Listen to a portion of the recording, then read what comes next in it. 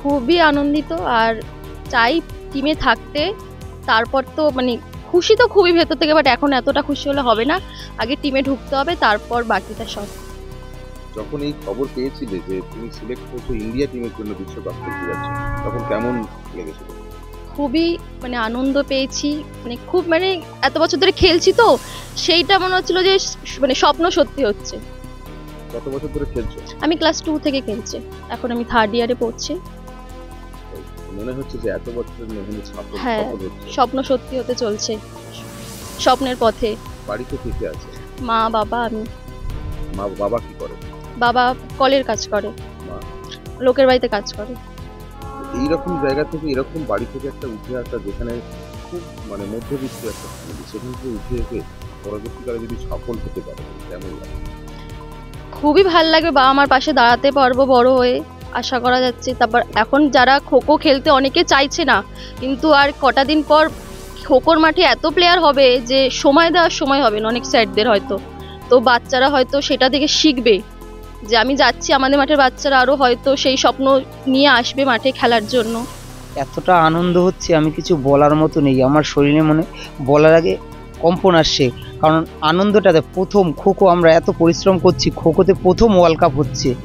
আর আমি এই কৃতিত্বের সমস্ত ক্রেডিট দেবো আমার বাংলার সেক্রেটারি কল্যাণ চ্যাটার্জির কাছে, যিনি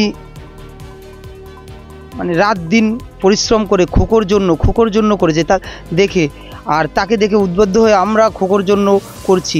আজকে এর আগে খোখোতে আমাদের কোনো স্পন্সর নেই, খোখোতে আমাদের কোনো প্রচার নেই। আজকে খোখো এই আমার মাঠ থেকে ঈশিতা বিশ্বাস আজকে প্রথম ওয়ার্ল্ড কাপে প্রতিনিধিত্ব করতে যাচ্ছে, ক্যাম্পে যাচ্ছে।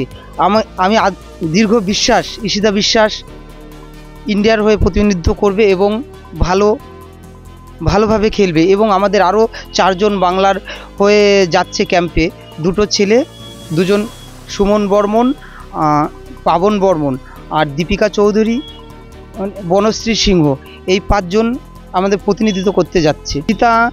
ঈশিতা এই বেগুনতলা মাঠ হলো খোখোর আমাদের পীঠস্থান। এখান থেকে খোখোর বেশিরভাগ বাংলার বড় বড় প্লেয়ার এখান থেকেই উঠেছে।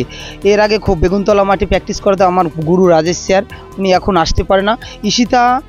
রাজেশ স্যার যখন মাঠে আসতেন তখন থেকে ঈশিতা মাঠে আসতো। ঈশিতা খুব একদম ছোট বয়সে যখন গুটি গুটি পায়ে ওর দিদি খেলতে আসতো, দিদির সাথে ঈশিতা মাঠে আসতো, সেখান থেকে দীপিকা ঈশিতা কি বলবেন তার জন্য? কি শুভকামনা কি বলবেন? আমি খুব আশাবাদী, ও যা পরিশ্রম করেছে, ও যা প্র্যাকটিস করেছে, আমি খুব আশাবাদী। চেষ্টা করছিলাম, পাইনি, আমাদের মাঠে ঈশিতা বিশ্বাস পেয়েছে। চেষ্টা করছি, পরের বছর হলে খেলার চেষ্টা করব, টিমে থাকার চেষ্টা করব। আমার পরিশ্রম করব, প্র্যাকটিস করব।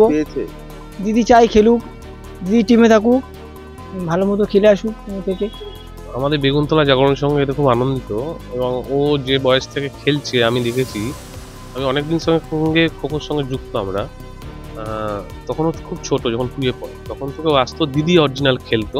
ও দিদিকে দেখেই আজকে ওই জায়গায় যাচ্ছে, প্র্যাকটিস শুরু করেছে। তা আমরা খুব আনন্দিত এবং আমরা সবসময় পাশে আছি। আমরা চাই ও ইন্ডিয়া টিমে খেলুক এবং ভালো ফল করুক, এর জন্য বেগুনতলা জাগরণের সঙ্গে সবসময় পাশে আছে। কি বলবে, এমন একটা জায়গা যেখানে মানুষ খোখো পছন্দ করে না, এখনো পর্যন্ত খোখো গেমটাই অনেকে ঠিকভাবে জানে না কি, সেখান থেকে একটা চুচুড়ার মেয়ে মানে ভারতের টিম হয়ে খেলতে যাচ্ছে। ব্যাপারটা হচ্ছে খোখো খেলাটা খুব পরিশ্রমিক খেলা, এবং এই খোখোটা সাধারণত খুব মধ্যবিত্ত এবং নিম্ন মধ্যবিত্ত ঘরের বাচ্চারাই খেলে। আর এখন যেখানে সবাই মোবাইল নিয়েই ব্যস্ত, সেখান থেকে এই বাচ্চাগুলো যে মাঠে খেলতে আসছে, এটা খুব বড় ব্যাপার। আমরা চেষ্টা করছি যাতে খোখোটা আরও উন্নতি হয়।